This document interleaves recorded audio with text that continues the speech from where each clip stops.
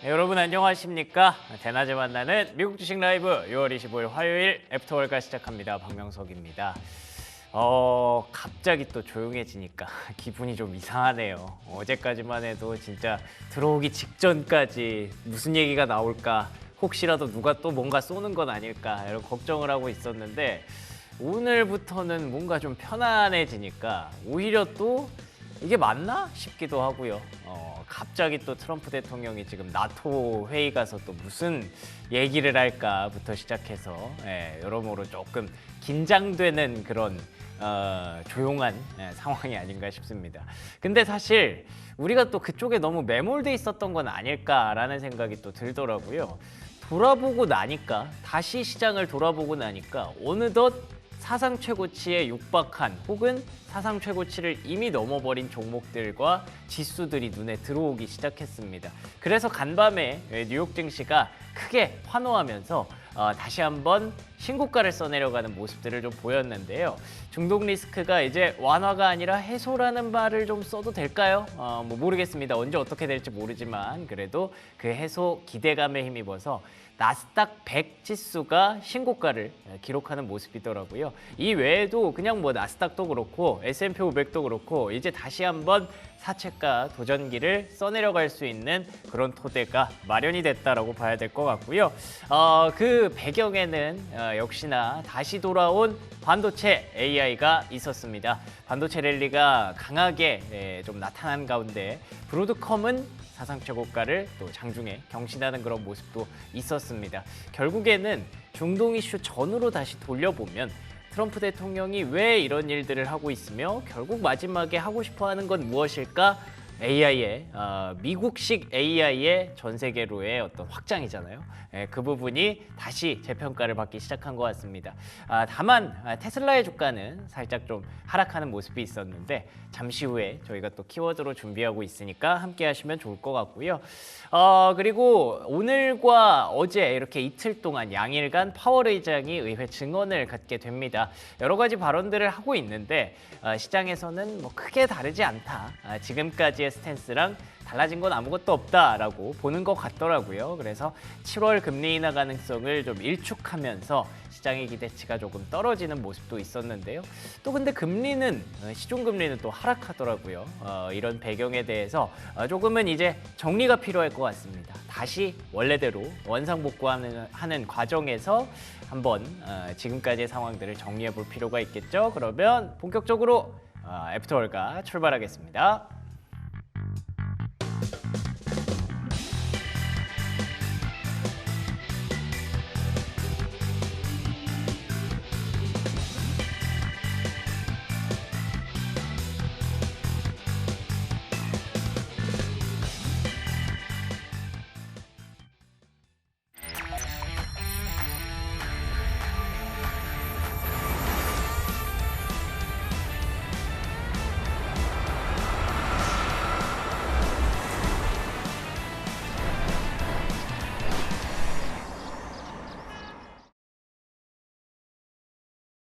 네, 수요일 애프터월가 시작합니다. 오늘 함께하는 두 분, 미주미 장우석 부사장 그리고 김준영 연구원 나오셨습니다. 안녕하십니까? 네, 반갑습니다. 네, 반갑습니다. 이제 뭔가 좀 상황이 좀 정리가 된 것 같습니다. 저희가 2주 전에 사채가 얘기를 했는데 다시 한번 그 얘기 꺼내도 될 것 같아요. 됐습니까? 아니에요? 3주 전에 얘기했는데. 3주 전이었나요? 많이 지났고. 네. 솔직한 얘기로 치면은 제가 조금 너무 감을 잃은 게 아닌가. 왜요? 네, 왜냐면 제가 잘 찍었는데 갑자기 분쟁 이후에 다 잃어버렸습니다. 그래요? 근데 네. 다시 원래대로 돌아왔잖아요. 다시 왔으니까 사채가는 다음 주에 가는 걸로 해보면 될 것 같고. 그렇군요. 혹시 여러분들 오늘 나왔던 그 파월의 하원 연설 보셨습니까? 예. 근데 맞습니다. 그게 혹시 금리나 일축입니까?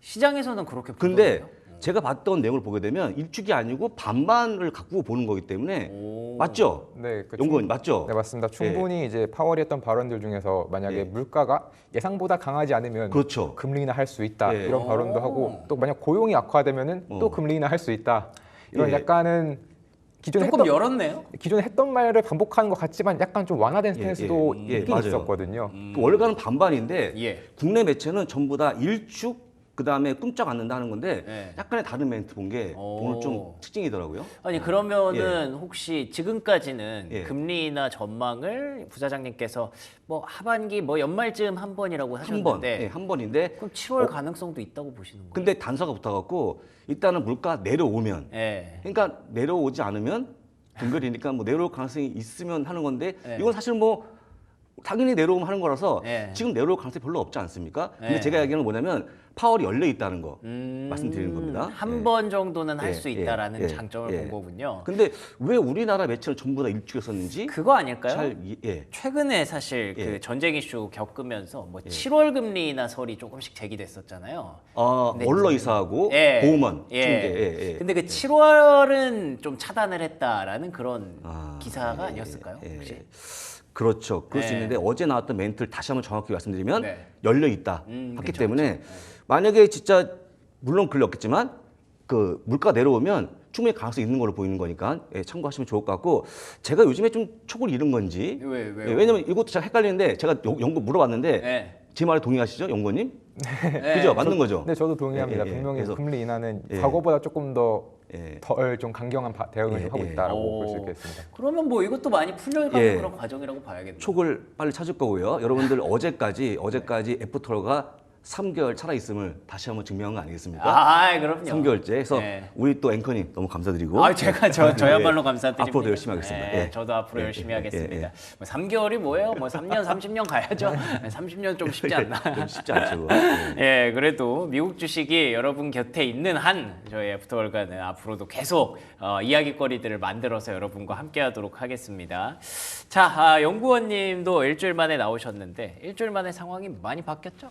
네, 분명히 그때까지만 해도 네, 지난주만 해도 약간 불확실성이 어떻게 될지 모른다. 그렇죠. 네, 이런 식으로 정말 한 줄 평을 남겼던 기억이 나는데 네네. 오히려 지금 시장에서는 물론 불확실성 자체가 완전히 없어진 건 아닙니다. 아이 그렇죠. 그렇지만 이미 약간 시장은 전쟁이 마치 끝난 것처럼 반응을 하고 있고 네. 네, 그에 따라서 그만큼 좀 대응을 하고 있는 만큼 앞으로 좀 시간이 지나면 좀 더 계속 안정화되면서 더 크게 좀 상승할 수 있는 여력 있지 않을까 싶고요. 네, 그런 식으로 그래서 좀 더 시간이 일주일이었지만 그 일주일 만에 많은 것이 바뀌었던 일주일이었다라고 볼 수 그러니까요. 있겠습니다. 예, 다시 우리가 얘기했던 내용들로 돌아가도 될 것 같아요. 그러니까 중동 이슈 전에 그 사채가를 계속 조심스럽게 꿈꿨던 그 시기에 과연 누가 주도주였는가? 그러면은 돌고 돌아서 이번에는 누가 주도주가 될 것인가? 그럼 그때로 다시 돌아가야 되지 않을까라는 생각이 들어서 간밤에 또 반도체가 랠리를 달렸던 것도 그런 맥락에서 표현이 되는 것 같은데 자 지금 시장의 분위기 어떤지 궁금합니다. 혹시 지수 선물 어떻게 움직이고 있나요? 네, 보겠습니다. S&P 500 선물 마이너스 0.07%? 이거는 그냥 뭐 아무것도 아니죠. 그렇죠. 뭐 간밤에 네. 좀 올랐으니까. 최근에 별로 움직임이 없고 오히려 약간 쉬는 게 오히려 상승을 더 보이는 거 아니겠습니까? 어. 라고 보시면 될 것 같고 네네. 나머지 유가도 뭐 거의 제자리 보시면 좋을 것 같습니다. 큰 그렇군요. 특징이 없습니다. 예. 그 유가만 우리가 좀 보면 된다라는 결론을 중간 결론을 최근에 네. 드렸었는데 네. 간밤에 유가 또 많이 떨어졌더라고요. 65달러니까는 전쟁 직전보다 더 많이 내려왔습니다. 지금. 오. 이게 뭐 하는 건지 모르겠지만 그러게요. 이거 어떻게 예. 해석해야 되죠? 이게 사실은 기름값이 예. 전쟁 때 더 내려왔다 하는 거기 때문에 예. 오히려 지금 그 드릴 베이비들이 성공한 게 아닌가 싶기도 하고 어쨌든 미국의 어떤 에너지에 대한 부분이 약간 일조한 걸 보이기 때문에 네. 앞으로 에너지 값은 뭐 내려오는 게 아닌가 보시면 되겠죠. 예, 예. 그렇군요. 예. 이게 사실 경기에 대한 전망과도 어느 정도 좀 맞닿아 있잖아요. 네. 유가 어떻게 보세요? 특히나 사실 일단은 소비 심리도 조금 안 좋게 나오다 보니까 그런 점들 역시도 약간 유가에 일부 좀 영향을 미쳤을 수도 있고요. 미친 예. 점이 보이고요. 그리고 사실 트럼프 대통령이 했던 발언들 중에서 이제 중국도 이란으로부터 뭐 원유를 충분히 다시 한번 수입할 수 있다. 뭐 맞아요. 이런 식의 발언이 있었다 보니까 그만큼 어떻게 보면 시중에서 좀 더 원유 공급이 원활해짐에 따라 조금 순간적으로 더 많이 하락을 하게 된 것 같습니다. 그렇군요. 그러니까 트럼프 대통령이 간밤에 되게 막 전향적인 그런 트위트를 많이 내놨어요. 일단 이스라엘한테 하지 말라고 했다는 것도 저는 되게 인상적이었어요. 원래 이스라엘이랑 같은 편이었다가 이란을 계속 공격하더니 이스라엘이 못 참겠다 나도 쏠래 이렇게 쐈더니 또 이제 이스라엘 하지 마 이렇게 딱 워워시키는 모습도 인상적이었고, 그리고 또 중국이랑 이란이랑 그래 너네 원유 열심히 무역해라고 뭔가 허락해주는 듯한 그런 모습도 인상적이었는데, 이게 아마 이제 중동 이슈에서 좀 발을 빼고 싶다라는 그런 이 메시지로 좀 읽히지 않았을까 싶고요. 잠시 후에 이런 내용들 한번 또다시 정리해 보도록 하겠습니다. 자, 종목들은 혹시 지금 분위기 어떤가요? 네, 종목들은 실적을 발표했던 페덱스만 주가를 패대기 치고 있네요. 마이너스 그러니까요. 5.96% 빠지고 있습니다. 이게 어떻게 보면 좀 오게티예요, 그렇죠? 이게 오게티인데 네. 사실 아시겠지만 지금 이런 배송이 잘 될까요? 그러게요. 그래서 일단 이미 얘기한 거기 때문에 간단히 보시면 될 것 같고, 테슬라가 또 빠지고 있는데 약간의 구버 때문에 경제 때문에 빠진 거라 보시면 좋을 것 같습니다. 그렇군요. 페덱스가 그러니까 사실 원래대로 돌아온다고 했을 때, 중동 리스크 전으로 돌아온다고 했을 때 가만히 기억 되살려 보면 미국의 경기가 뭐 그렇게 썩 좋은 상황은 아니었거든요. 네, 그렇죠. 어쨌든 경기가 침체는 아니더라도 조금씩 하강하는 그런 분위기였었고, 그래서 이제 뭐 셀 아메리칸이 뭐 달러 약세니 이런 얘기가 나왔었는데, 간밤에 또 달러 인덱스가 97까지 또 떨어졌습니다. 이런 상황들 고려해 봤을 때 중동 리스크 전으로 돌려놔도 미국의 경기는 조금씩 하강하고 있는 건 우리가 받아들여야겠구나. 특히 그 생각이 페덱스, 들더라고요. UPS는 제가 볼 때는 주가 빠지는 게 아마존 물류 서비스에 대한 피해가 큰 것 같아요. 지금 그 변수도 자체 있군요. 배송이 있으니까 네. 그거에 따른 배송 때문에 제가 볼 때는 UPS, 페덱스는 주가 회복이 어려운 게 아닌가라고 말씀드립니다. 알겠습니다. 이런 부분들이 아무래도 우리가 페덱스를 경기 풍향계라고 부르는 그 전통적인 그런 게 있으니까 아마 지수 선물도 소폭 좀 조정을 받고 있는 것 같은데, 다 극복해내고 그래서 그 안에서 또 어떤 기회를 찾을 수 있을지 키워드 확인해보고 돌아오겠습니다.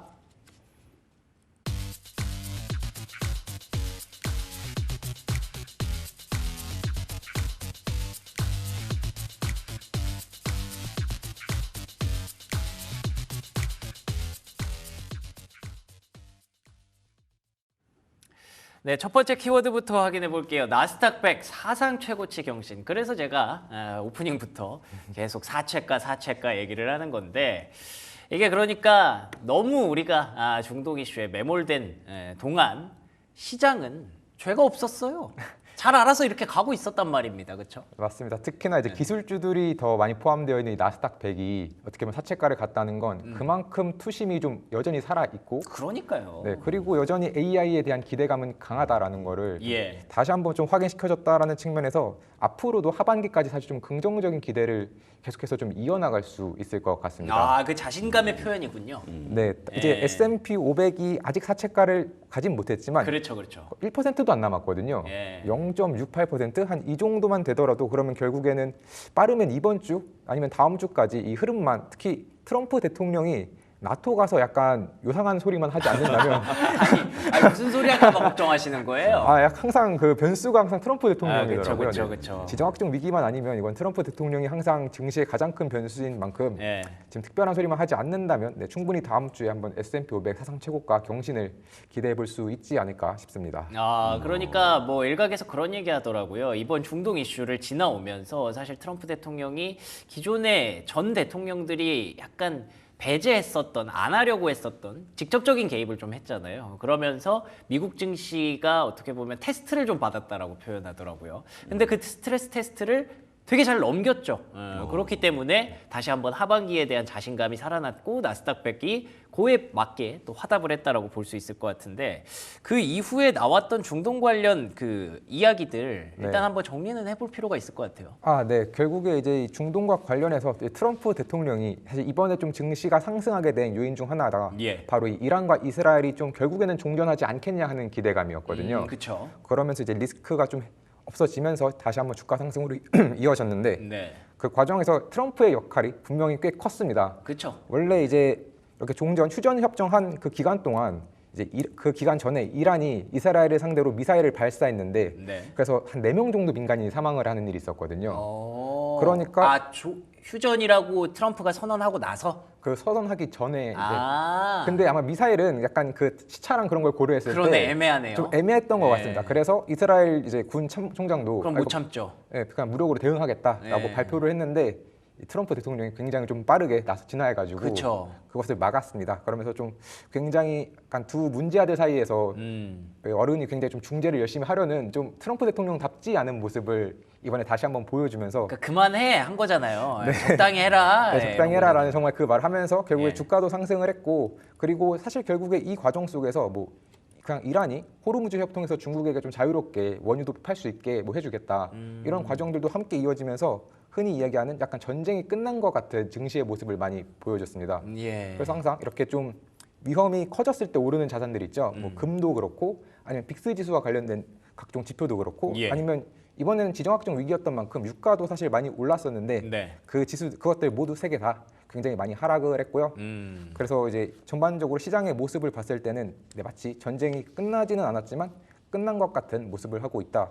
그래서 전반적으로 이 미국 증시를 봐도 추가적인 어떤 기대감을 할 수 있는 것 중에 하나가 자금이 꽤 많이 들어오고 있습니다. 그래요? 오, 네, 지금 궁금한데.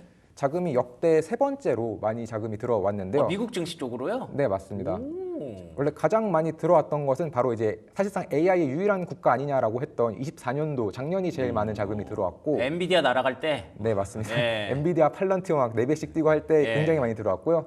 그리고 그 전이 이제 2021년 코로나 그 유동성 장세에서 워낙 그때는 유동성이 높다 보니까 네. 대부분 미국으로 자금이 들어오면서 다시 한번 상승했고 그 다음이 바로 올해입니다. 그때급이에요 지금이? 네, 그만큼 지금 시장에서는 여전히 이 AI 그리고 어떤 실적이라는 측면에서 봤을 때 미국 시장만 하다라는 한 게 없다라고 생각을 하다 보니까 앞으로도 들어올 수 있는 만큼 네, 계속해서 한번 좀 미국 증시에 대한 기대감 가져보시면 어떨까 싶습니다. 최근에 사실 이제 신흥국 쪽으로 많이 빠져나간다라는 내용만 많이 봤었는데 알고 보니 미국도 이만큼이나 들어가고 있었네요. 네. 신흥국에 대한 부분은 서베이였고 네. 실제 다 들어온 거기 때문에 이게 맞는다고 보시면 좋을 것 같은데 예. 저희가 이제 그 앞으로 뉴스를 좀 안 봐야 될 것 같아요. 왜죠? 뉴스를 보면 너무 예, 복잡해지죠. 예, 복잡해지는데 네. 장을 보면 한게 하나도 없죠. 그러니까요. 쪽이 좋아지기 때문에 이제부터 뉴스를 보지 않고 장만 보는 걸로 아, 해보고요. 좋습니다. 장만 보면 제가 볼 땐 딱히 나쁜 게 전혀 안 보입니다. 지금 너무 좋은 거기 때문에 아마 아까 얘기한 그대로 당분간 상승이 갈 것 같고 오늘 나왔던 BM 캐피탈 말처럼 6,700까지 갈 수 있는 게 아닌가라고 봅니다. 저는 6,700까지. 예, 예. 좋습니다. 이런 월가의 그 분석들, 반응들이 지금 뭐 사채가 경신하는 즈음해서 또 여러 가지가 좀 쏟아져 나왔을 것 같은데 다른 얘기들이 또 있나요? 네, 우선 그 웰스파고의 발언부터 살펴보면은 예. 웰스파고는 오히려 여름이 저점 매수의 기회다라고 말을 했습니다. 저점이요? 저점이 아닌데 왜 저점 매수를 안 하는 거죠? 사실 지금 이제 사상 최고치 좀 경신이 다가가는 시점에서 저점 매수라고 한다는 것은 그러니까요. 어떻게 보면은 두 가지 의미를 내포할 수 있는데요. 하나는 하반기에 진짜 많이 오를 거니까 오. 지금이 저점이다라는 것이고 또 다른 하나는 어떻게 보면은 이제 불확실성이 사실 관세가 예. 하필이면 아직까지 완벽하게 좀 끝난 문제가 아니다 보니까 그렇죠. 한 번 더 흔들리면서 추가적인 어떤 저점 매수의 기회가 있을 수 있다. 기회를 한번 줄 수 있다. 네, 그렇기 때문에 사실 어떤 경우가 오더라도 결국에 연말에 다시 한번 오른다라는 것은 충분히 기대를 해볼 수 있는 만큼 예. 네, 지금 약간 만약에 증시가 조금 흔들리는 모습이 나온다고 하더라도 오히려 진짜 저점 웰스파고가 말한 것처럼 이 저점 매수의 기회로 한번 살펴보시면 좋을 것 같고요. 예. 하지만 웰스파고는 약간 양면적으로 해석할 수 있는 부분이 있었다면 JP모건은 확실하게 말했습니다. 다시 한번 강세론으로 돌아갈 시간이다라고 한 건데요. 결국에 핵심은 이란과 이스라엘의 이 지정학적 위기가 끝나고 났더니 결국에 그러면 다시 한번 시장이 바라보는 거는 어떤 리스크가 해지되면서 밸류에이션이 올라가는 점 예. 그리고 관세도 최종적으로 좀 잘 해결될 관세에 좀 집중할 수 있지 않겠습니까? 예, 그쵸, 관세에 그쵸. 집중되면은 다시 한번 이제 뭐 실적이 좀 올라가고 아니면 무역 분쟁 가능성이 내려가면서 전체적인 시장이 상방 압력을 받을 수 있다라고 평가를 했고요. 복잡한 거 정리했으니까. 네, 결국에는 이제 그래서 좀 중요한 전술적인 강세로 다시 한번 올라갈 수 있다라고 한 만큼 충분히 추가적인 어떤 긍정적인 모습 기대해 볼 수 있을 것 같습니다. 좋습니다. 뭐 채팅창에도 이게 뭐 분위기가 좋네요. 뭐 약속의 땅 미국 증시, 뭐 가을부터 미 증시 날아갈 듯, 예, 더 오른다고 오늘이 저점이다. 다들 되게 흥분하셨는데 그 뭐 사요 그러면? 그렇죠. 이제 뭐 살지가 사실은 굉장히 중요한데요. 근데 또 월가가 지금 워낙 시장의 기대감이 높다 보니까 네. 또 하반기에 투자하면 좋은 종목을 이렇게 한 5가지 골랐더라고요. 이게 중요합니다. 결국에. 네, 그러면서 이제 대표적으로 뭐 프리덤 캐피탈 마켓이랑 또 아젠트 캐피탈 마켓이 이렇게 5종목씩을 골랐는데 네. 두 기업 모두 다 엔비디아와 아마존을 일단 최우선적으로 꼽았습니다. 오, 엔비디아는 그렇다 치는데 아마존이 들어가 있는 게 흥미롭네요. 네, 결국에 이제 아마존 같은 경우는 결국 AWS 수익이 예. 하반기부터는 다시 좀 증가할 것으로 많이 기대를 하고 있고요. 또 결국에 이렇게 좀 관세 문제라던가 지정학적 위기가 해소되면 사람들이 또 돈을 다시 좀 쓰면 예. 그 또 소비 증가의 수혜를 아마존은 볼 수 있는 기업이니까. 그러네. 하반기로 가면 점점 소비가 늘어나겠죠. 예. 네, 또 그런 어떤 주요 행사들도 사실 다 하반기에 몰려 있지 않습니까? 예, 예.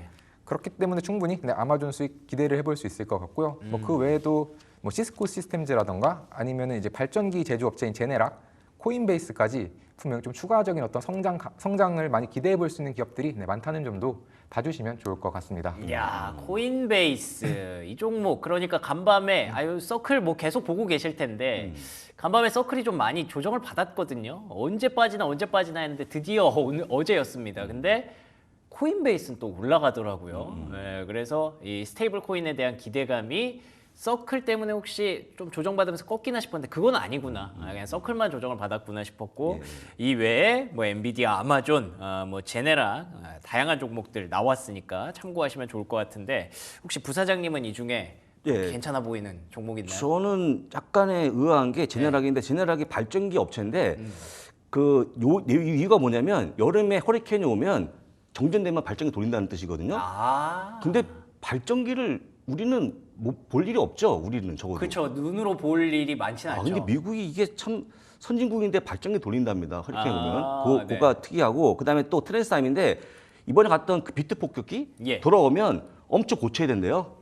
한 번 예, 가는데 그게 많이 돌아오면 들어가요. 그래서 돈이 들어가기 때문에 아마 유시 보수에 대한 관심으로 이 종을 뽑은 게 아닌가 정도 보시면 좋을 것 같습니다. 그러니까 저도 이제 트랜스다임이라는 예. 종목이 방산주로 알고는 있는데 예. 아니, 지금 전쟁이 뭔가 마무리되는 그런 과정에서 트랜스다임이 또 나오길래 궁금하기는 했었는데 예. 뭐 이렇다고 뭐 전쟁이 다 완전 소멸된 것도 아니고 그렇죠. 예. 예, 앞으로 이쪽에 대한 수요는 계속 지속되겠죠. 그렇죠. 뭐 네. 닦고 조이고 기름치는 건 늘 하지 않겠습니까? 예. 네, 그런 거 보시면 좋을 것 같습니다. 또 에어버스 같은 경우는 앞으로 한 수십 년간, 한 2050년까지 뭐 항공기가 한 3배 막 이렇게 증가해야 된다라고 한 바가 있거든요. 왜요? 그만큼 여행 수요가 폭발적으로 더 증가할 거다라고 하면서 자기도 그것 때문에 더 이런 비행기 설계를 좀 더 효율적으로 해가지고 예. 더 빠르게 이렇게 생산할 수 있도록 할 거다라는 이런 이야기도 했었던 만큼 에어버스에서 네, 에어버스에서 그랬던 만큼 전체적으로 이런 비행기 당연히 생산이 많아지면 그만큼 관리하고 수리해야 될 것도 많아지니까 그러네요. 트랜스다임도 충분히 추가적인 수혜를 입을 수 있을 것으로 보입니다.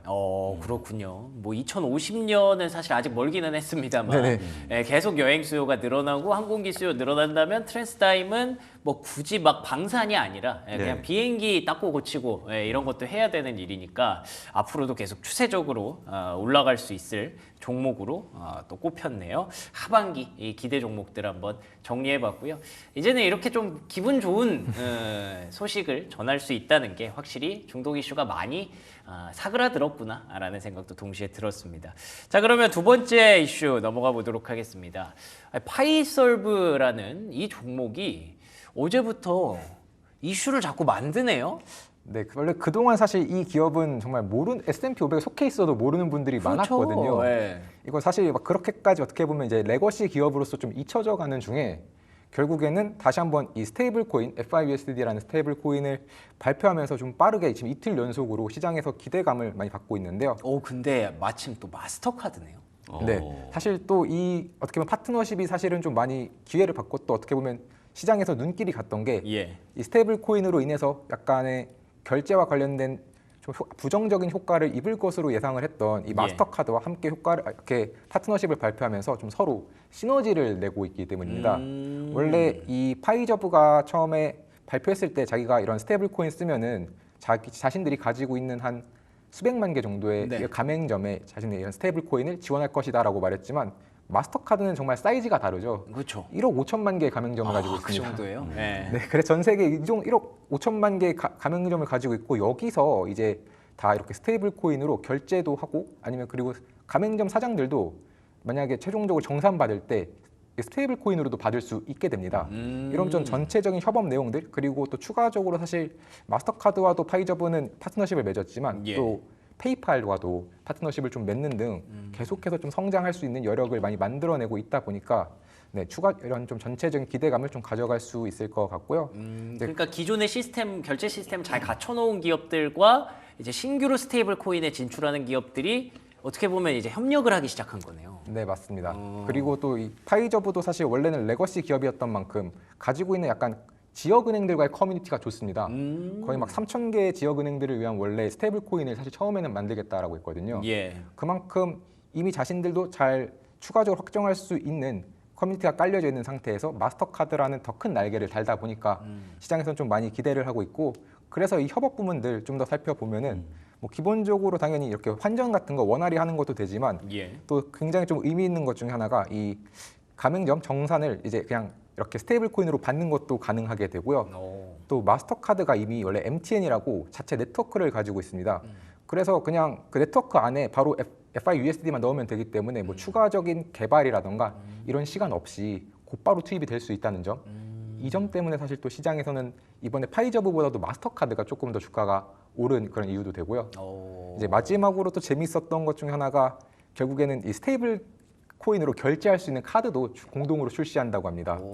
그래서 이제는 결제가 뭐 신용이나 체크냐가 아니라 거기에 스테이블 코인이라는 하나의 추가적인 옵션까지 만들어지는 만큼 계속해서 이 스테이블 코인의 활용성 그리고 시장성을 좀 계속해서 주목해 보시면 좋을 것 같고요. 예.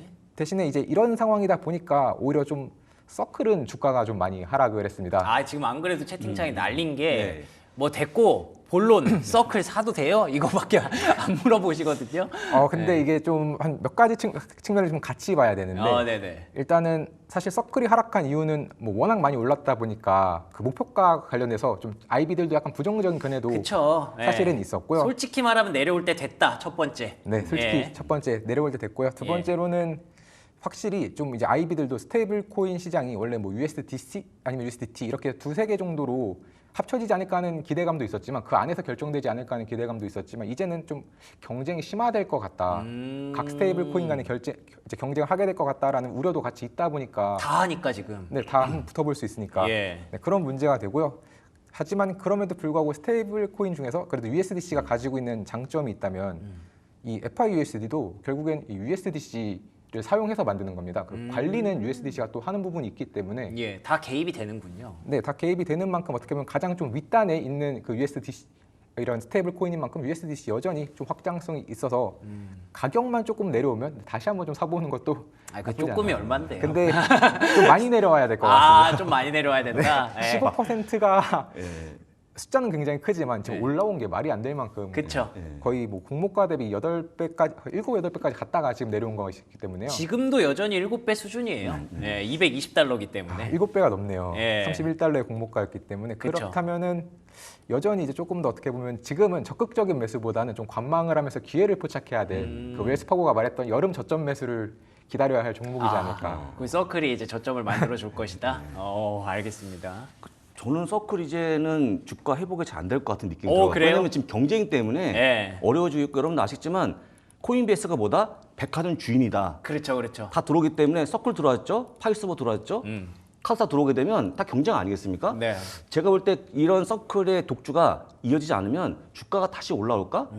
예, 그런 생각이 들기 때문에 지금은 이제 99달러 밑으로 빠지면 사면 될 것 같고 다시 그 199, 약속을 꺼내야 되는 일단 건가요? 지금 아닌 것 같아서 말씀드리고 예. 하여간 지금 서클은 좀 매력을 잃은 게 아닌가 좀 그렇게 보입니다. 알겠습니다. 한번 또 7배, 8배까지 갔다 왔기 때문에 뭐 10배 갔었죠, 장중에. 예, 300달러 근처까지 10배 갔죠. 갔었으니까. 예, 그렇죠. 그러면 이제 한 번쯤 내려올 때가 됐는데 이 기세가 한번 꺾이고 나서 바로 회복을 하기는 지금 조금 힘든 상황일 수도 있을 것 같아요. 고민도 좀 되고.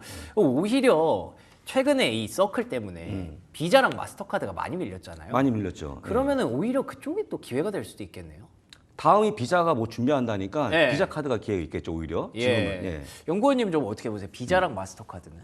네, 분명히 사실 이 스테이블 코인에서 어떻게 보면은 비자와 마스터카드가 결제 시장에서의 완전한 거의 독과점처럼 움직이다가 그랬었죠. 이제는 그 독과점에서는 살짝 내려온 부분이 있거든요. 그래서 굳이 따지면은 대응은 해가지고 시장을 잃어버리진 않겠지만 분명 과거의 독과점 지위를 누리기에는 이제는 너무 많은 테크 기업들이 많이 진출을 하다 보니까 이제 좀 성장세 측면에서 조금 둔화될 수 있지 않을까 싶습니다. 업사이드가 그렇게 크지 않을 수 있군요. 네네. 어.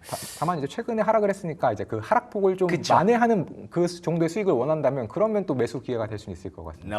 알겠습니다. 어쨌든 이 스테이블 코인이 계속 이야기거리들을 만들어내고 있습니다. 그렇기 때문에 그 중심에 있는 뭐 서클이라든지 코인베이스라든지 이런 종목들 계속 살펴봐야 될 것 같고요. 비자와 마스터카드는 이에 대항해서 또 어떤 생각들을 하고 있는지 이런 것도 굉장히 계속 궁금해지네요. 자, 세 번째 이슈는요. 컨퍼런스 보드 소비자 신뢰지수의 예상치 하회 소식입니다. 요것뿐만이 아니라 페덱스 실적까지 같이 한번 엮어서 보면 좋을 것 같아요. 네, 맞습니다. 이번에 사실 페덱스 실적만 놓고 보면 이번에도 좀 예상치를 상회하면서 실적만 놓고 보면 잘 나왔거든요. 아, 그래요? 근데 주가가 왜 근데 빠지는 거예요? 주가의 가장 큰 문제는 일단은 두 가지, 결국 하나로 귀결되는데요. 네. 가이던스입니다. 네. 결국에는 일단은 먼저 가이던스가 다음 분기 가이던스 같은 경우는 아예 예상치를 하회했는데 예. 더 큰 문제는 연간 가이던스를 제시하지 않았습니다. 그거 좀 네, 깨림칙하네요. 그 핵심적인 이유는 역시나 이제 글로벌 수요가 좀 불확실하다라는 이유였고요. 예. 수요가 특히 결국 글로벌 수요가 안 되는 이유는 뭐 관세랑 그리고 지정학적 위기가 좀 불명확하다라는 점에 좀 기인을 했습니다. 그래서 결국에 이렇게 좀 아까 보셨던 것처럼 그 페덱스의 주가가 정말 부정적일 수밖에 없었고요. 지금 한 6% 정도 시간에서 빠지고 있어요. 네, 6% 정말 이렇게 좀 가이던스를 그렇기 때문에 항상 좀 잘 나와주는 기업들 투자를 좀 하실 때 많이 고려를 하실 필요가 있을 것 같습니다. 예. 그리고 결국에 이렇게 페덱스가 안 좋은 거 결국엔 다 이게 컨퍼런스 보드 심리 지수에서도 나타나는 거거든요. 컨퍼런스 보드 심리 지수가 이번에 원래 예상치가 99.5 정도로 예상을 했는데 네. 93이 나왔습니다. 너무 좋게 예상했던 거 아니에요, 혹시? 그렇죠. 사실 좀 좋게 예상한 부분도 당연히 있었지만 또 예. 전월 대비 하락을 하다 보니까 전월도 한 98.4는 됐거든요. 그건 좀 아쉽네요. 네, 그래서 전월 대비 5.4 정도 하락했다라는 측면에서 일단 뭐 소비자 심리가 안 좋으니까 당연히 이런 페덱스와 같은 이런 택배 기업들, 택배 배송 기업들 안 좋을 수밖에 없었고요. 예. 또 추가적으로 여기에 이제 결국에 소비 심리가 안 좋으면 당연히 소매도 안 좋을 수밖에 없지 않겠습니까? 그렇겠죠. 네, 수많은 소매 기업들, 골드만삭스가 이번에 소매 기업들에 대해서 대부분 투자 의견의 투자 등급을 낮췄습니다. 그래서 뭐 대표적으로 낮아진 기업들을 살펴보면은 우선은 RH 그 가구 기업이죠. 네, 결국에 이런 네. 인테리어 시장 사실 줄어들 수밖에 없으니까 가구 기업들 같은 경우도 기존의 중립에서 이렇게 셀 리포트가 나오게 되었고요. 예. 그다음으로 두 번째로는 이제 달러 제네럴 역시도 기존에 좀 매수였다가 중립으로 인하됐습니다. 물론 이제 달러 제네럴은 사실 일부 이제 약간 어떻게 보면 소비 심리가 안 좋아지는 것에 수혜를 좀 받던 기업이긴 하지만 그렇죠. 가성비 소비니까. 네, 가성비 소비로서 수혜를 받지만 또 최근에 주가가 오른 것까지 같이 감안했을 때는 중립을 부여하는 게 타당하다라고 이렇게 좀 올랐다고. 네, 골드만삭스가 말하더라고요. 예. 그만큼 어떻게 보면 이 소매 시장에 대해서 높은 주가를 좀 받아들이기 어려울 만큼 현 시점이 좀 약하다라는 것을 좀 확인할 수 있을 것 같고요. 예. 마지막으로는 결국 이런 또 어드밴스드 오토파츠라고 하는 이 자동차 부품 관련된 이 소매 기업도 다시 한번 매도 의견이 나왔습니다. 원래는 중립이었는데 매도로 하락을 했고, 근데 이 과정에서도 역시나 전체적으로 관세를 포함해서 이런 사람들의 소비 심리가 안 좋아질 것 같다. 그런가 보네요. 라는 그 의견이었고요. 근데 이런 점을 봤을 때 앞으로도 이제 이런 소매 기업들을 좀 투자를 하실 때는 좀 약간은 조금 더 조심스럽게 투자를 하실 필요가 있을 것 같습니다. 그렇군요. 가성비 소비의 대명사였던 달러 제네럴까지도 이렇게 내려갔다라는 점에서 지금 결국 소매 기업 소비 심리에는 뭐 이렇다 할 그런 종목이 발굴이 되지 않는 것 같습니다. 전반적으로 그러면 페덱스를 비롯해서 경기가 조금 둔화되는 게 확인이 되고 있는 것 같은데 이거 다음 그 종목까지 확인해보고 얘기를 나누면 좋을 것 같은 게 카니발은 실적이 좋았단 말이에요. 굉장히 네, 카니발은 이번에 실적도 좋았고 심지어 가이던스도 올렸습니다. 아니 이렇게 경기가 안 좋다는데 크루즈는 다 타고 다닌다는 뜻이에요? 이게 무슨 뜻이에요? 네, 사람들이 결국에는 이제 여행만큼의 좀 돈을 좀 쓰는 경향도 있고요. 또 그 중에서도 카니발이 이번에 실적이 좋았던 게 그 예. 흔히 이야기하는 크루즈 3사들, 뭐 로얄 캐리비안 크루즈, 아니면 노르웨이지안 크루즈, 카니발 중에서 카니발이 가장 좀 저가 라인업들이 많이 포진되어 있습니다. 크루즈 내에서 저가요? 네. 그거 얼만데요? 그래봤자 뭐 몇십만 원 하는 경우도 근데 있다 보니까 몇십만 원도 있어요? 네네. 크루즈가? 오 신기하네. 그러다 보니까 이제 좀 확실히 이 시장에서도 특히나 카니발 경영진들이 했던 게 사람들이 결국에 가성비를 굉장히 중시하는데 자신들이 가지고 있는 가성비 라인업들이 그래도 꽤 긍정적으로 소비자들에게 반응을 받고 있다라고. 가성비 크루즈였구나. 네, 맞습니다. 그러면서 사실 카니발 정말로 실적이 이번에 그냥 단순히 좋았던 걸 넘어서 원래 네. 2026년 목표를 지금 이미 2025년도에 대부분 다 달성을 할 만큼 확실히 실적 성장세 좀 나와주고 있기 때문에 만약에 좀 달러 제네럴도 사실 이번에 좀 올랐던 게 결국 가성비였던 만큼 예. 가성비만 그래도 좀 맞춰준다면은 이 소매업체단에서도 그래도 아예 기회가 아예 없는 것은 아니다라고 볼 수 있겠습니다. 아니 근데 그림을 보니까 저는 한 번도 경험해 본 적이 없는 크루즈라 이 가성비가 맞나 싶은데. 오히려 그 카니발은 네. 그 들어오면 뭐 먹고 자고 다 살 수 있는 거잖아요. 네. 거기에 따른 가성비에 대한 관심이 커지고 있고 한 큐에 다 할 수 있어서 그런 거. 우리 젊은 분들 상당히 좋아한다는데 우리 MZ 세대 아니십니까? 저 맞을 걸요. 근데 MZ 분들 좋아한다는데. 예. 근데 저는 예. 그게 모르겠어요. 예. 크루즈 타는 MG가 도대체 어디 있는지 잘 모르겠어요. 저는. 이 미국이 사실 미국 내에서 많이 출항을 하다 보니까 네. 이제 한국인들은 사실 다 크루즈 제대로 타려면 유럽 가던가 미국 가는데 가야 되는데 타봤어요? 비행기 타야 되지 않겠습니까? 네. 그러니까 너무 비싸니까 한국인들은 좀 가기가 어렵습니다. 크루즈 타봤어요? 저는 없습니다. 그렇죠. 없습니다. 이거는. 도대체 어디 있는지 모르겠어요. 주변에 크루즈 타본 사람이. 네. 가면 뭐 하는 거예요? 거기 그림 보니까 좀 나와 있는 것 같던데. 정말로 막 가면은 예를 들어 뭐 크루즈 같은 거 탔을 때 네. 타다가 뭐 어느 심지어 크루즈 회사들이 자체 프라이빗 아일랜드로 갖고 있는 경우도 있습니다.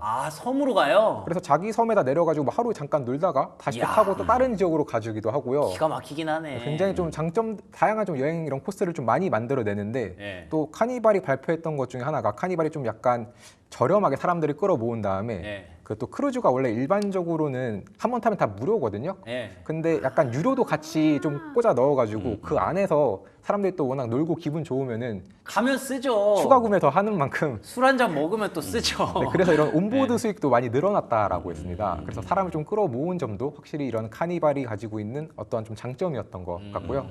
그렇군요. 이거 카니발 차트를 제가 보여드리면 이게 예. 월봉인데요. 예. 월봉인데 보시는 것처럼 월봉상은 회복이 아직 안 되고 있죠. 안 되고 있는데 예전에 봤던 코로나 때 묶여있던 배가 바로 이 회사였습니다. 그랬죠. 근데 네. 지금 이제 부채까지 커져 굉장히 어려워지고 있는데 반대로 로얄 캐리비안 크루즈 같이 보시게 되면 예. 같은 월봉인데 주가 하상 치고 있지 않습니까? 그러네요. 그래서 지금 보고 오는 것 같이 카니발은 약간의 저가 버전, 예. 마이너 리그. 로얄은 약간 고급 버전. 또 이름부터 로얄이네요. 그러고 보니까. 이것 때문에 일단은 적어도 돈을 쓸 때는 이런 좋은 걸 타는 게 아닌가 제가 볼 때. 보통 1,000만 원 들어가고 이용은 1,000만 원 들어가는데 1,000만 원 이용한답니다 이걸. 웃기지만 이용하고 있고 이게 바로 경험 소비가 아닌가 싶은데 저는 한번 해볼 것 같아요 진짜. 네, 돈이 있다 그러면. 그렇군요. 돈이 있으면. 돈이 없는 게 문제죠.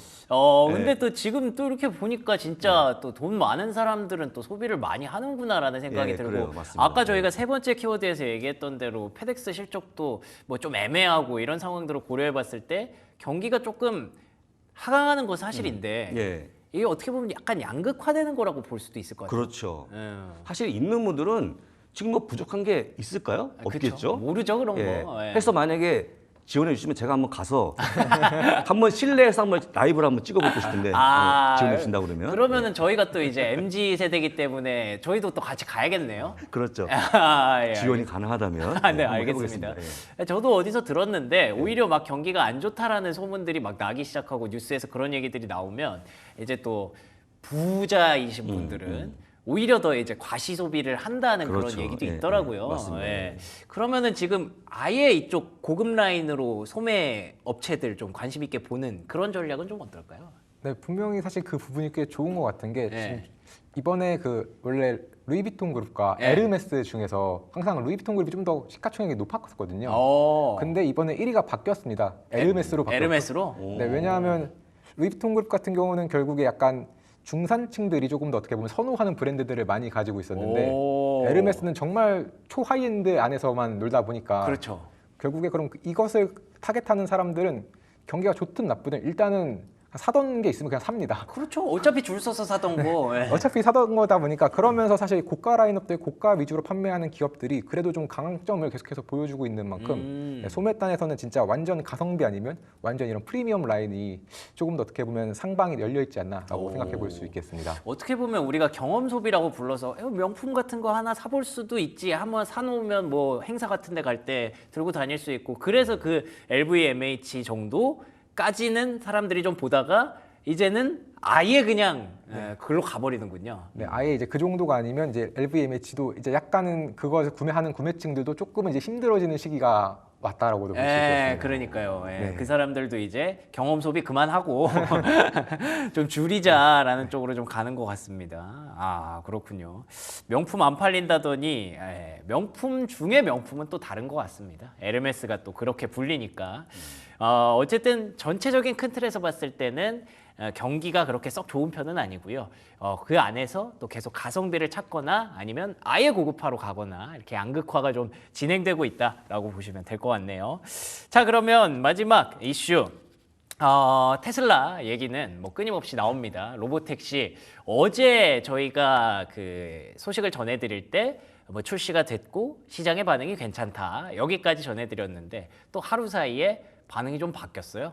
테슬라에 대해서 조사를 착수했다라는 얘기가 나오고 있고 또 어제 나오셨던 두 분이랑 또 다른 두 분이 나오셔서 다양한 얘기 또 들어볼 수 있을 것 같아서 흥미롭네요. 어떤 얘기인가요? 네, 일단은 뭐 소비자 반응은 좋았지만 결국에 워낙 테슬라는 항상 이슈를 끌고 다니다 보니까 그렇죠. 많은 사람들이 로보택시를 항상 좀 촬영하고 있는 사람들이 많았습니다. 저거 다 찍어서 유튜브에 올렸던데. 네, 맞습니다. 실제로 그래서 뭐 암행 순찰차 마냥. 네, 일단 왼쪽에 있는 사진 같은 경우는 어떤 사진이냐면 원래 일반적으로 테슬라가 이렇게 길을 걷고 있다가 완전 반대편 그 약간 상점가 쪽에 경찰차가 하나 서 있었습니다. 네네네. 근데 그 경찰차 서 있는 걸 보고 갑자기 그냥 차가 테슬라가 멈춰버린 겁니다. 왜요? 급제동을 했는데 아마 일반적으로는 그 소프트웨어가 그냥 경찰차가 부르면 약간 멈춘다라는 걸 넣으려고 했던 것 같은데 문제는 좀 멀리 있어서 사실은 관계가 없음에도 불구하고 약간 인식의 오류가 있었던 것으로 보이고요. 이거 거의 사람이랑 비슷하네. 원래 주변에 경찰차 있으면 괜히 뭔가 나쁜 짓 하는 것 같은 그런 느낌이 있어서 약간 긴장하거든요. 그렇죠. 그래서 이렇게 좀 살짝 안 좋은 이런 좀 이슈들뿐만 아니라 뭐 예를 들어서 차량이 또 가다가 순간적으로 이렇게 좀 흔들흔들 하더니 중앙선을 좀 침범하는. 중앙선을요? 네, 지금 그래서 오른쪽에 보이는 사진이 차량이 지금 중앙선을 좀 침범하는. 그러네 이미 넘어가 있네. 네, 그냥 아예 넘어버렸습니다. 또 때때로는 잠깐 순간적으로 약간 역주행하려는 모습을 보이는 차들도 있더라고요. 역주행도 한다고요?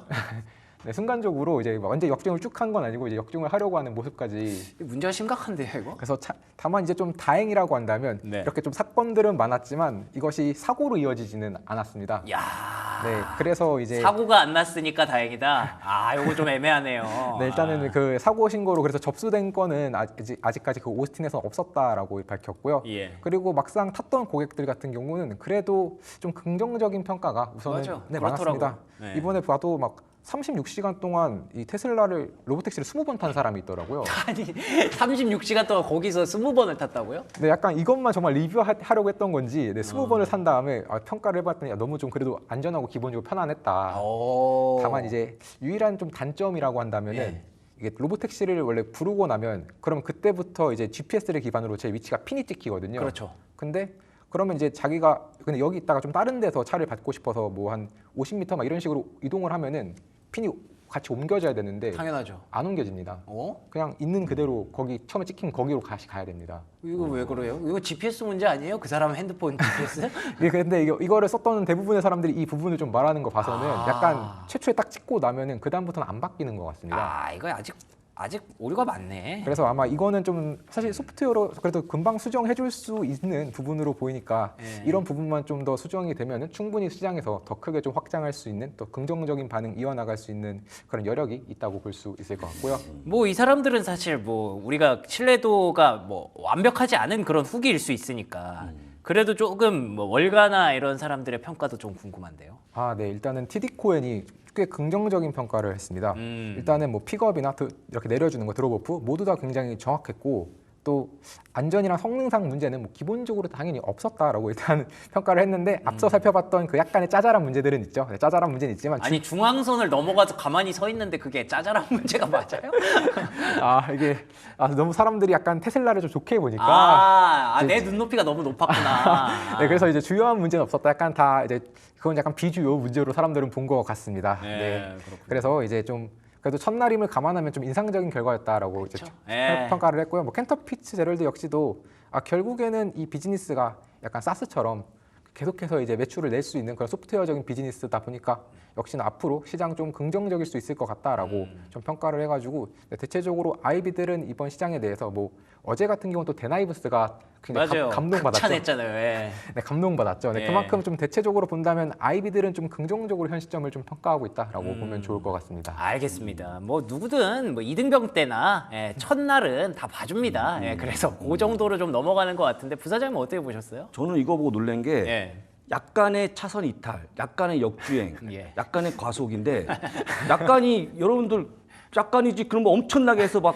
됩니까? 예. 사고 날 수 있는 거 아닙니까? 그렇죠. 저는 개인적으로 약간이라는 게 있을까 싶은데 이 표 자체가 너무 웃기고 아마 제가 볼 때는 조사를 더 철저히 해갖고 예. 다 막아야 돼요. 이거 막지 않으면 이거 못 나갑니다. 그쵸. 저는 위험해 보이는데 아까 얘기했지만 일론 머스크 사랑하는 마음에 덮고 넘어가는데 덮고 넘어가면 안 될 문제다라고 강조합니다. 저는. 네. 그러니까요. 네. 이게 뭐 사고가 안 나서 좋았다가 아니라 사고가 안 나서 진짜 다행인 거죠. 진짜로 다행이죠. 천만 다행인 건데 네.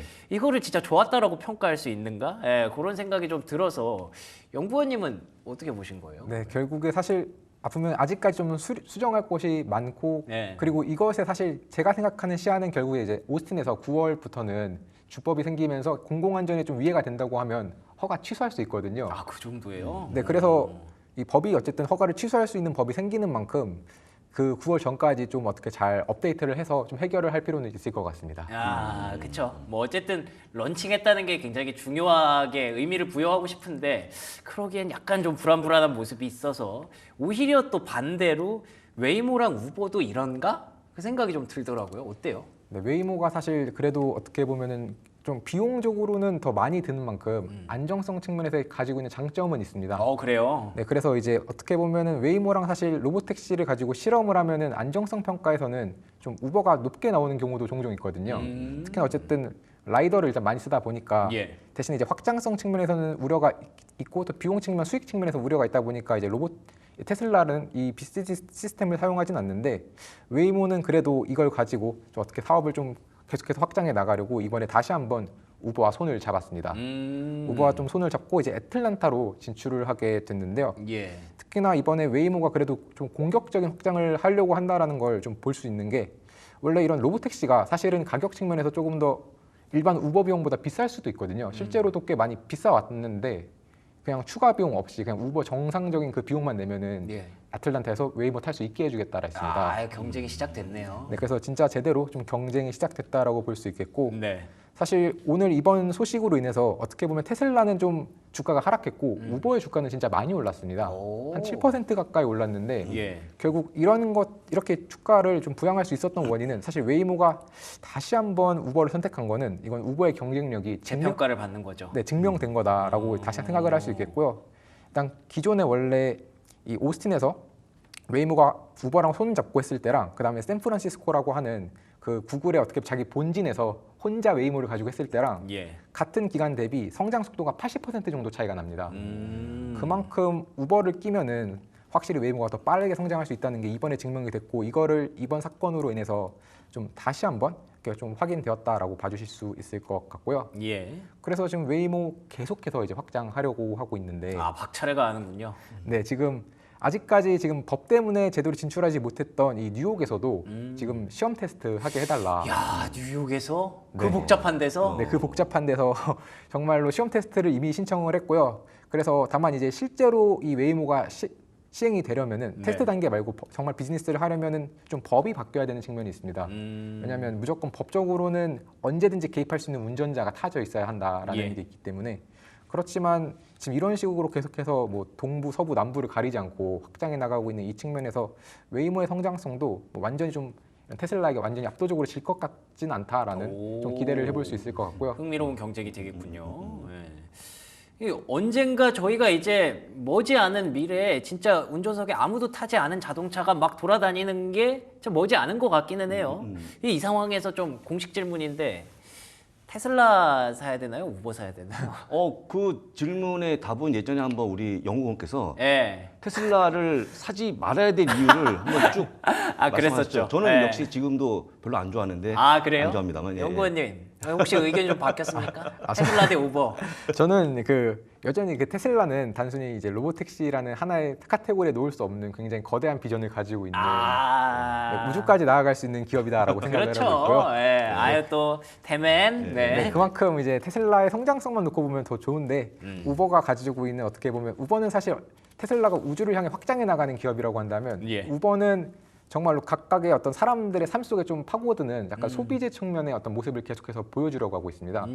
약간 뭐 당연히 우버 이츠 같은 서비스도 있지만 레스토랑을 가도 그냥 우버 앱만 켜고 있으면 자동으로 할인 쿠폰 같은 걸 준다던가 하는 좀 소비 단에서 많이 가기 때문에 서로가 바라보고 있는 세그먼트가 로보택시에서는 좀 일부 겹칠 수 있어도 나머지에서 좀 차이가 난다라고 볼 수 있겠고요. 그럼 뭐 둘 다가 답이네요. 둘 다 가지면 좋지만 더 큰 성장성은 저는 그래도 길게 본다면 테슬라인 것 같습니다. 알겠습니다. 예, 그게 좀 궁금했어요. 네. 예. 자, 그래서 5가지 키워드 확인해봤고요. 저기 시간이 거의 다 지나가고 있는데 맛있는 미국 주식 그래도 빠르게 한번 확인해 볼 수 있을까요? 네, 오늘 이제 제가 준비한 맛있는 미국 주식은 이제 블랙스카이라는 기업이고요. 어떤 기업이죠? 이 기업은 기본적으로는 이제 약간 저위도에서 엘리오라고 하는 약간 기본적으로 인공위성을 가지고 좀 지구를 촬영하는 기업입니다. 이 사진이 되게 뚜렷하네요. 네, 그래서 전체적으로 보면 최대 이제 픽셀을 놓고 봤을 때 35cm 단위로 확인할 수 있다고 하는데 35cm면 자동차 번호판도 확인할 수 있는 수준이거든요. 그만큼 이제 어떻게 보면은 굉장히 고해상도의 이런 화질을 가지고 있고 예. 또 굉장히 지구를 좀 빠르게 여기저기를 파악할 수 있으면 이거를 또 파악한 데이터를 가지고 AI를 돌려가지고 좀 시장 참여자들한테 인사이트를 또 줄 수 있거든요. 뭐 전신 상황은 어떻다 아니면은 이런 작물 상황은 어떻다 이런 것들 좀 알려줄 수 있는 만큼 충분히 기대를 해볼 수 있겠습니다. 그래서 이제 이번에 또 주가가 굉장히 많이 상승을 했는데 예. 또 이번에는 또 이 미국 정부랑 NGA랑 전체적으로 어떤 모니터링 계약을 4년간 하기로 체결을 하면서 주가 상승하고 있고 또 이 기업은 기본적으로 팔란티어와 파트너십을 맺은 기업입니다. 예. 서로 지분 교환도 했던 만큼 앞으로 이 AI 역량으로 어디까지 좀 상승을 할 수 있을지 같이 한번 좀 살펴보시면 좋을 것 같습니다. 알겠습니다. 최근에 중동 이슈 때문에 저 항공샷을 되게 많이 보게 됐는데 또 그게 또 겹치네요. 앞으로 팔란티어와 함께 AI 시장에서 또 발전해 나가기를 기대해 보겠습니다. 자, 오늘 마지막 한마디 부사장님 먼저 들어볼까요? 네, 저는 뉴스는 그만 보고 시장만 보자라고 라고 말씀드립니다. 뉴스도 예. 사실 골라서 잘 봐야 될 것 같아요. 근데 뭐 골라서 좋은 게 별로 없어갖고 아예 안 보는 게 낫지 않을까 생각이 들어요. 시장만 저는. 믿자. 시장만 믿자. 좋습니다. 조언드립니다. 예. 연구원님은요? 불확실성에 익숙해져가는 시장이고요. 이제는 시장이 만약 좀 불확실성 있는 이슈들이 나와도 크게 움직이지 않는 것 같습니다. 우리도 같이 따라가야겠죠. 네. 남들 갈 때 같이 가야죠. 예, 그러니까 두 분 말씀이 결국 또 겹치네요. 뉴스라든지 불확실성 리스크는 아마 자고 일어나면 또 언제 그랬냐는 듯 또 나올 수 있습니다. 근데 그렇지만 그거에 너무 우리가 휘둘리지 말고 시장만 보고 유가만 보고 나스닥 100만 보면 결국에는 다 좋아지지 않을까라고 기대를 해봅니다. 자, 그러면 오늘 두 분과 함께 한 시간 또 이렇게 후딱 지나가던데요. 저희는 내일도 흥미로운 내용들 준비해서 찾아올 테니까 여러분들 함께 해주시길 바라겠습니다. 두 분과 함께 한 시간 오늘 여기서 마무리할게요. 좋은 말씀 고맙습니다. 고맙습니다. 감사합니다.